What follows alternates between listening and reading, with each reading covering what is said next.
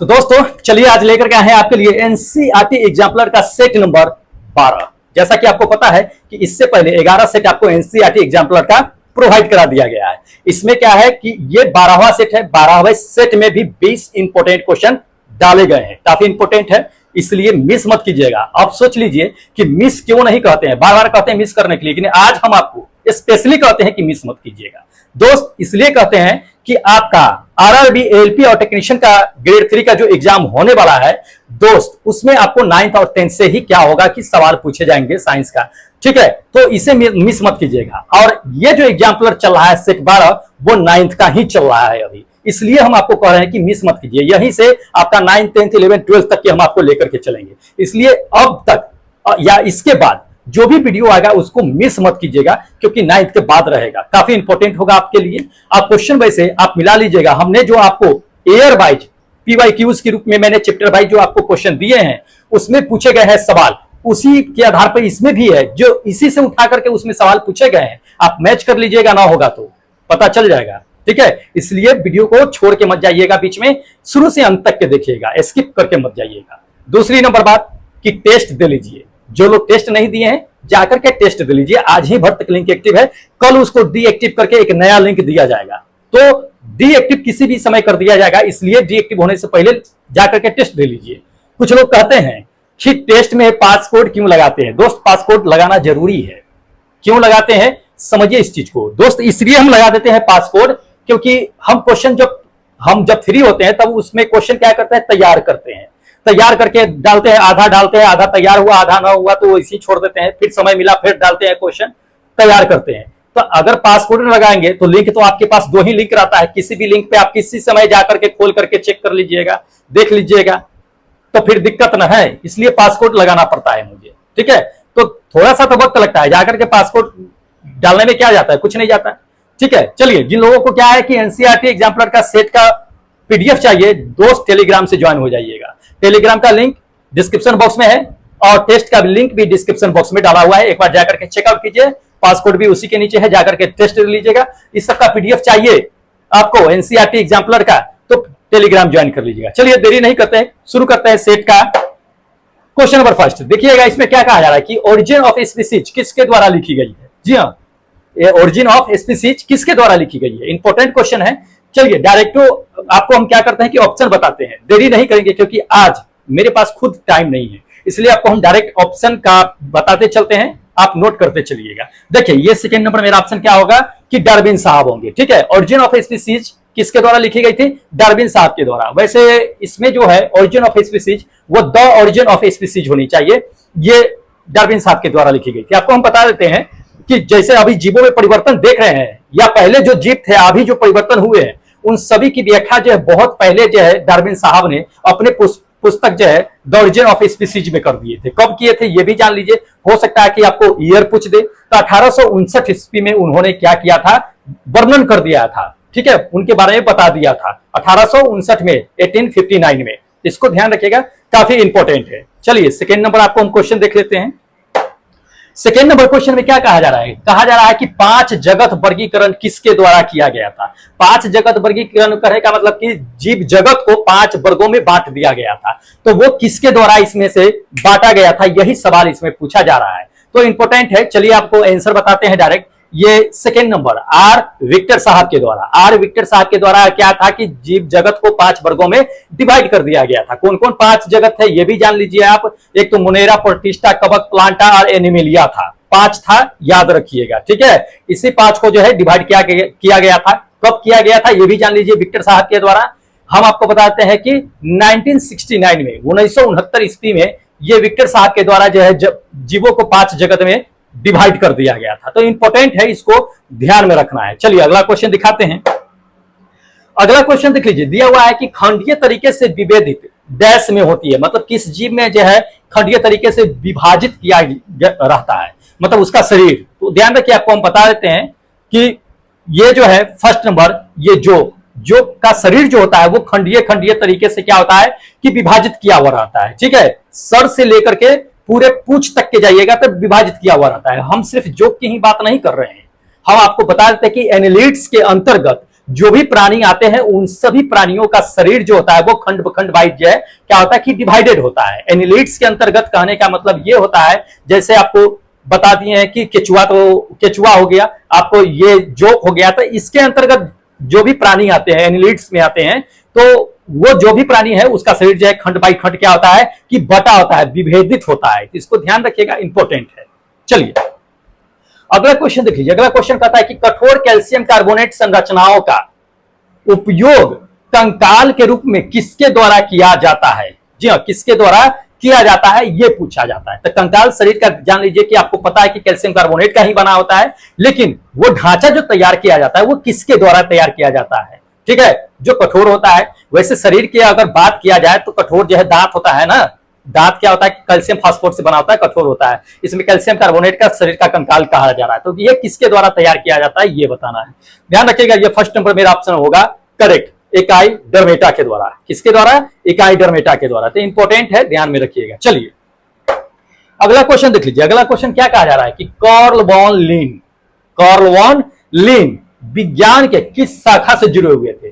ध्यान रखिएगा, आपको बताते हैं कार्ल वॉन लिन जो है विज्ञान के वर्गीकृत विज्ञान से जुड़े हुए थे, वर्गीकरण से। ठीक है, वर्गीकरण विज्ञान से। उन्होंने क्या किया था कि पौधे को और जंतुओं को अलग अलग भागों में क्लासिफाई कर दिया था। पौधों को, आपको विश्वास नहीं होगा दोस्त कि पौधों को उन्होंने 7700 यानी 7700 भागों में क्लासिफाई किया था। अब उनका अलग अलग उन्होंने क्या किया था कि नाम भी दिया था, उपनाम जिसको कहते हैं। ठीक है, जैसे एनिलिडा ये सब जानते हैं ना, पौधों का एक अपना पादप नाम होता है, तो उसमें डिवाइड किया गया था। उसके बाद हम आपको बताते हैं कि जंतु की बात बता रहे हैं। जंतुओं को लगभग 4000 प्लस जो है भागों में क्लासिफाई किया था, उनका नाम भी डाला गया था। तो ये कार्ल वॉन लिन के द्वारा ही किया गया था। ये वर्गीकरण विज्ञान से ही जुड़े हुए थे, तो काफी इंपॉर्टेंट है, इसको ध्यान में रखिएगा। ठीक है, चलिए अगला क्वेश्चन देख लीजिए। अगला क्वेश्चन कहा जा रहा है कि सिस्टेमा नेचुरी पुस्तक किसके द्वारा लिखी गई थी? जी हाँ, सिस्टेमा नेचुरी पुस्तक जो है किसके द्वारा लिखी गई है? काफी इंपॉर्टेंट है। ये सारे सवाल जो है आपको पूछे गए हैं। जब हम प्रीवियस क्वेश्चन चैप्टर वाइज करा रहे थे उस समय ये क्वेश्चन पूछा गया है। ठीक है, तो आप ध्यान रखिए, ये फर्स्ट नंबर लिनियस के द्वारा, जिसको कार्ल वॉन लिन जो कहते हैं, इसी का नाम कार्ल वॉन लिनियस है। तो इसको ध्यान रखिएगा, इन्हीं के द्वारा जो है क्या किया गया था, सारा कैटेगराइज किया गया था। आपको हम बता ही दिए ना कि 4000 प्लस जो है क्या किया गया था, जानवर जंतु जो होते हैं उसको कैटेगराइज किया गया था। 7000 से प्लस 7700 7800 जो है क्या होता है, पौधों को कैटेगराइज किया गया था, उनका जो है नाम भी दिया गया था। तो इन्हीं के द्वारा ये दिया गया था। काफी ध्यान में रखिएगा, कहाँ के थे ये भी जान लीजिए, ये स्वीडिश के थे, स्वीडन के वनस्पति शास्त्री थे ये। तो इसको ध्यान रखिएगा, इसी को जो है कैलोरोस जो है लिनियस कहते हैं, इसी को शॉर्ट फॉर्म में कार्ल वॉन लिन के नाम से जानते हैं। तो ध्यान रखिएगा, पूछा जा सकता है, इसलिए कंफ्यूज मत होइएगा। दो नाम दे दे तो दोनों नाम इन्हीं का होता है। चलिए अगला क्वेश्चन देख लीजिए। अगला क्वेश्चन क्या कहा जा रहा है कि निम्नलिखित में से एक एनिलिड नहीं है। तो एनिलिड्स के अंतर्गत हम आपको बता दिए हैं कि कौन कौन आता है, जोक आता है, केचुआ आता है, वही सब उसके कैटेगरी में जो आता है वो एनिलिड्स के अंतर आता है। तो इसमें से देख लेना है कि एनिलिड्स किसके अंतर्गत नहीं आता है। नेरिस केचुए जैसा ही होता है वो भी आता है, उसका जोक, केचुआ, ये सब तीनों क्या है आपका कि एनिलिड्स के अंतर्गत आता है। लेकिन इसमें चौथा जो देख रहे हैं आप, अर्चिन, ये अर्चिन क्या है कि एनिलिड्स के अंतर्गत नहीं आता है। तो अर्चिन आता किसके अंतर्गत है ये भी जान लीजिए, एकाइनोडर्मेटा के अंतर्गत आता है। किसके अंतर्गत? एकाइनोडर्मेटा के अंतर्गत आता है। इसको ध्यान में रखिएगा, काफी इंपॉर्टेंट है, जो समुद्र में रहने वाले होते हैं ये सब। चलिए अगला क्वेश्चन देख लीजिए। अगला क्वेश्चन कहा जा रहा है कि कंकाल पूरी तरह से उपास्थि से बना होता है। जी हाँ, अस्थि से नहीं, उपास्थि से बना होता है। इसमें से किसका कंकाल? पहला देख लीजिए, कहा जा रहा है कि शार्क का। जी हाँ, बिल्कुल शार्क का ही। किसका? शार्क का ही कंकाल जो होता है दोस्त क्या होता है कि बिल्कुल उपास्थि से बना होता है। ठीक है, बाकी आप देख रहे हैं, ये टूना देख रहे हैं, राहु देख रहे हैं, ये सभी जो है क्या होता है कि उपास्थि से बने होते हैं। लेकिन धीरे धीरे जैसे विकास, मतलब बड़े होते हैं, उनका विकास होता है, वैसे वैसे उपास्थि खत्म होकर के अस्थि में कन्वर्ट हो जाते हैं, कंकाल में कन्वर्ट हो जाते हैं। इसको ध्यान में रखिएगा, ये इंपॉर्टेंट है। ठीक है, तो चलिए अब अगला क्वेश्चन दिखाते हैं, इंपॉर्टेंट। अगला क्वेश्चन देख लीजिए। अगला क्वेश्चन क्या कहा जा रहा है कि दो कक्षीय हृदय डैश में होती है। जी हाँ, दो कक्षीय यानी दो चेंबर वाली जो है हार्ट किसमें होती है, यही कहा जा रहा है। तो इंपॉर्टेंट है, ध्यान रखिएगा। आपको चलिए अब बताते हैं, दो हृदय वाली जो होती है आपको हम बता देते हैं, ये सेकेंड नंबर मछली में क्या होता है कि दो आपका कक्ष होता है, दो हृदय नहीं, दो कक्ष होता है, दो कक्ष होता है उसमें। मतलब कहने का मतलब कि क्या होता है कि एक निलय एक जो है अलिंद होता है, ठीक है। लेकिन कुछ मछलियां जो है अपवाद में होती है, जिसके तीन कक्ष होते हैं, तीन चेंबर होते हैं, जिसमें दो अलिंद होते हैं, एक निलय होता है, ठीक है। और आपको हम बता देते हैं कि मगरमच्छ को छोड़ दीजिए, बाकी उभयचर को ले लीजिए। तो उभयचर में क्या होता है ना दोस्त, कि उभयचर में आपका तीन कक्ष होता है। क्या होता है? तीन कक्ष होता है, जिसमें आपको हम बता दिए हैं कि मगरमच्छ को शामिल कर लीजिए उभयचर में। उभयचर में मगरमच्छ को शामिल नहीं, मगरमच्छ को छोड़ दीजिए, मगरमच्छ तो अपवाद में है। सरीसृप वाले जो है ले लीजिए, सरीसृप तो ऐसे मगरमच्छ भी आता है, लेकिन मगरमच्छ को छोड़ देना है। मगरमच्छ का आपको हम बता देंगे कि कितने होते हैं, पहले इसको जान लीजिए कि जितने सरीसृप होते हैं, मगरमच्छ अपवाद में आता है, उसमें तीन क्या होता है कि कक्ष वो होते हैं, हृदय के तीन कक्ष वाले होते हैं, जिसमें दो अलिंद होते हैं, एक निलय होते हैं। उसके बाद आपको बता देते हैं कि किसमें, तो दोस्त पक्षियों में बता देते हैं। पक्षियों के साथ साथ आप ले लीजिए मगरमच्छ को, पक्षी के साथ साथ आप ले लीजिए मगरमच्छ को। इसमें क्या होता है आपका दोस्त की चार कक्ष के हृदय होते हैं, चार चेंबर वाले होते हैं, ठीक है, जिसमें दो अलिंद होते हैं, जो दो निलय होता है। तो इसको ध्यान रखिएगा, ये इंपॉर्टेंट है और पूछे भी जाते हैं। चलिए अगला क्वेश्चन देख लीजिए। अगला क्वेश्चन क्या कहा जा रहा है? अगला क्वेश्चन कहा जा रहा है कि जीवों में वैज्ञानिक नामकरण प्रणाली किसके द्वारा शुरू की गई थी? आपको हम पहले ही बता दिए हैं कि किसके द्वारा शुरू की गई थी। जिन्होंने क्या किया था कि जीव जंतु को कैटेगराइज किया था, क्लासिफाई किया था, या पादप को क्लासिफाई किया था, उसी ने क्या किया था कि उसका नामकरण वैज्ञानिक नाम रखा था, ठीक है। जैसे एलिनिलिड्स देखते हैं या ऑर्थोपोडा देखते हैं, ये सब क्या है कि एक नामकरण करके उसके अंतर्गत बहुत सारे जीव जंतु को, पेड़ पौधों को क्या है कि रखा गया है, ठीक है। तो वो किसके द्वारा किया गया है? ये सेकेंड नंबर किसके द्वारा? कैलोरस लिनियस साहब के द्वारा। इसको ध्यान में रखिएगा, इंपॉर्टेंट है और पूछे भी जाते हैं। ये सब सारे क्वेश्चन जो है आपको जो है प्रीवियस ईयर क्वेश्चन जो पढ़ा रहे थे उसमें पूछा गया है, ठीक है। चलिए अगला क्वेश्चन देख लीजिए। अगला क्वेश्चन कहता है कि निम्नलिखित में से कौन सा जीवित जीव वर्गीकरण के लिए जो है मापदंड नहीं है, ठीक है। जितने भी जीव होते हैं, जीवित होते हैं, उनके मापदंड के लिए इसमें नहीं है, ये कहा जाता है। मतलब उसको उस आधार पे हम क्या कर सकते हैं कि वर्गीकृत नहीं कर सकते हैं, लेकिन इसमें वही चुनना है कि किस आधार पर हम वर्गीकृत नहीं कर सकते हैं। तो पहला मतलब चलिए हम आपको डायरेक्ट ऑप्शन ही बताते हैं कि ये फोर्थ नंबर जो देख रहे हैं आप, पौधे की लंबाई। पौधे की लंबाई पे क्या होता है कि जीवो पौधे को क्या होता है कि वर्गीकृत नहीं कर सकते कि नहीं ये लंबा पौधा है तो इसको अलग कैटेगरी में रखो, ये छोटा पौधा है तो इसको अलग कैटेगरी में रखो, ऐसा नहीं किया जाता है। इसलिए नहीं किया जाता, आपको बता देते हैं कि पौधे की लंबाई जो होते हैं वो वातावरण, मौसम और जो है क्या होता है कि उसके आसपास के परिवेश पे डिपेंड करता है, ठीक है। मिट्टी पे डिपेंड करता है, वातावरण पे डिपेंड करता है कि पौधा लंबा होगा या बौना होगा, ठीक है। तो इसको ध्यान में रखिएगा। इसलिए क्या होता है कि पौधे की लंबाई पे, ऊंचाई पे क्या होता है कि वर्गीकृत नहीं किया जाता है। बाकी सब देख रहे हैं उसके आधार पर पौधे को वर्गीकृत किया जा सकता है। तो इंपॉर्टेंट है, ये सब चीजें ध्यान रखना है। चलिए अगला दिखाते हैं क्वेश्चन।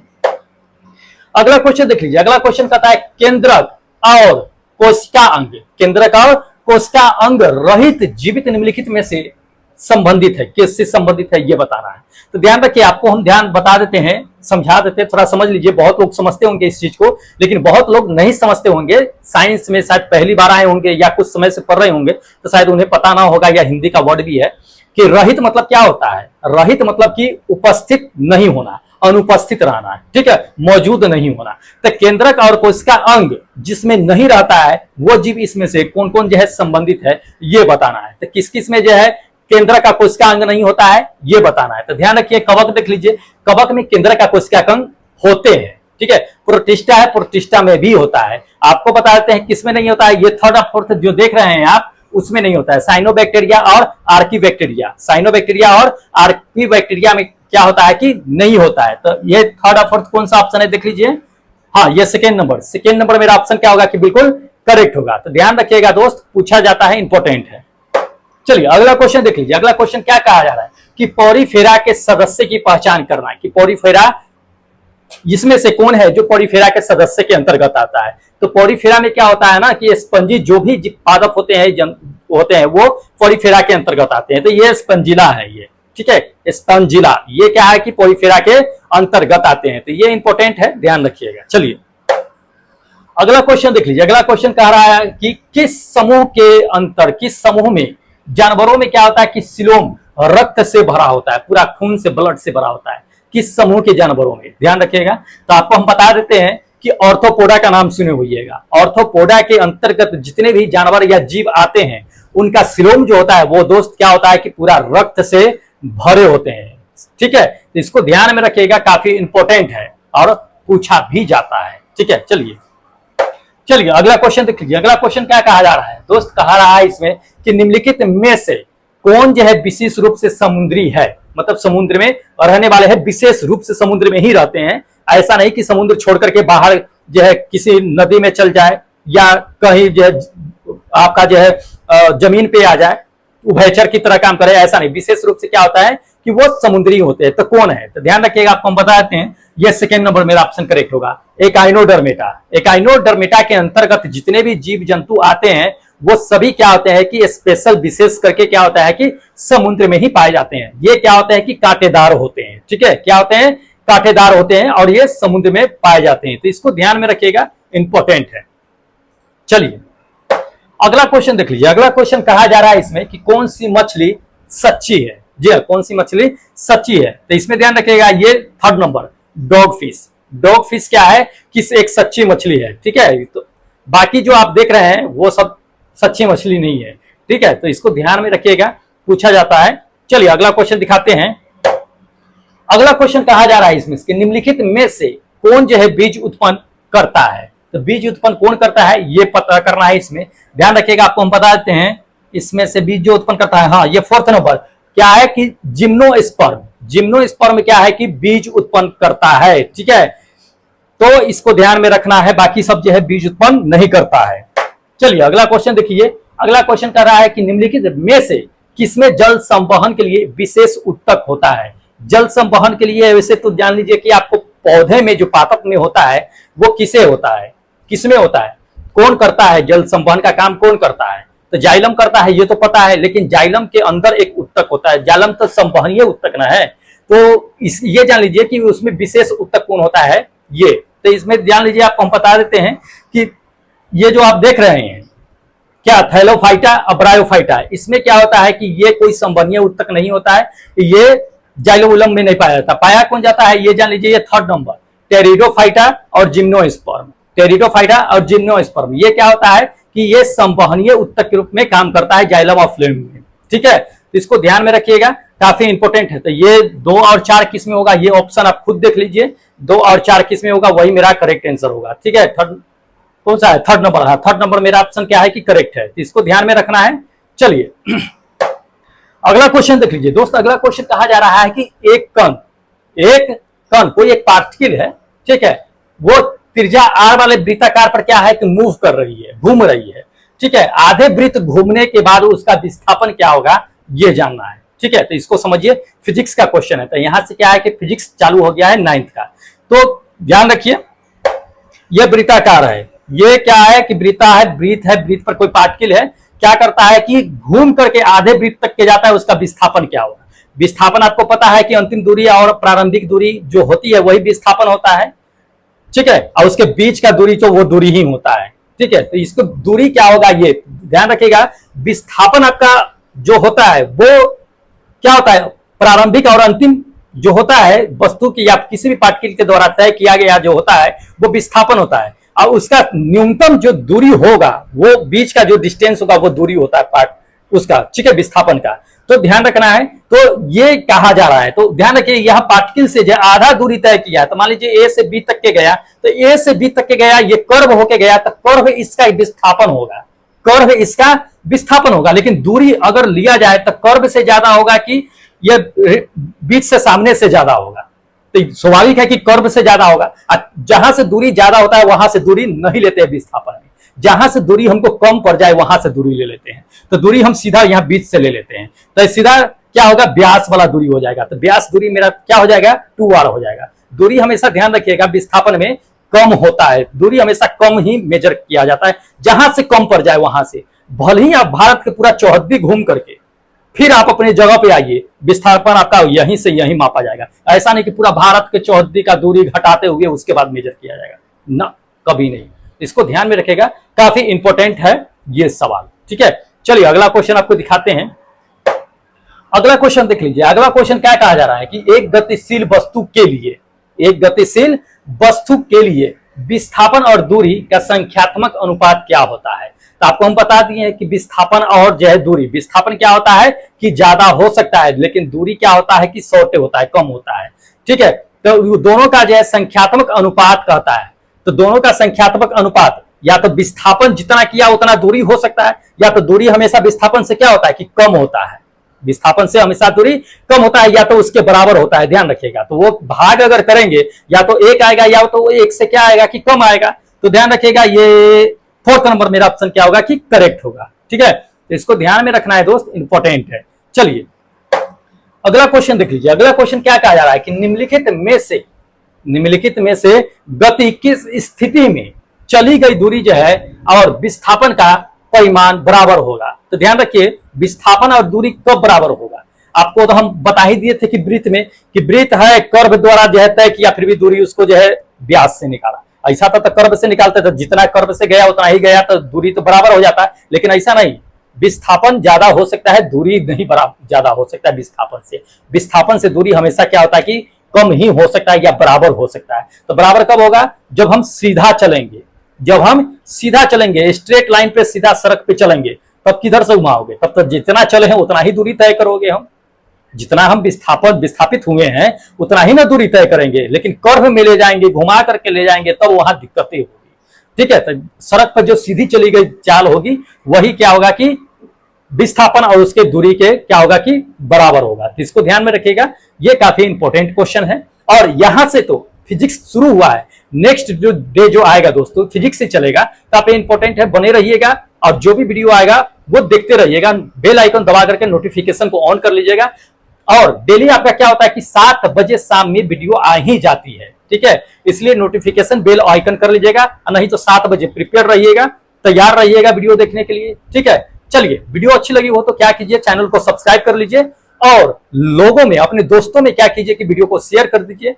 फिर मिलते हैं हम नए वीडियो के साथ, एक नए सेट के साथ। तब तक आप जा करके टेस्ट दीजिए और हमें इजाजत दीजिए। फिर मिलते हैं एक नए वीडियो के साथ। जय हिंद दोस्तों।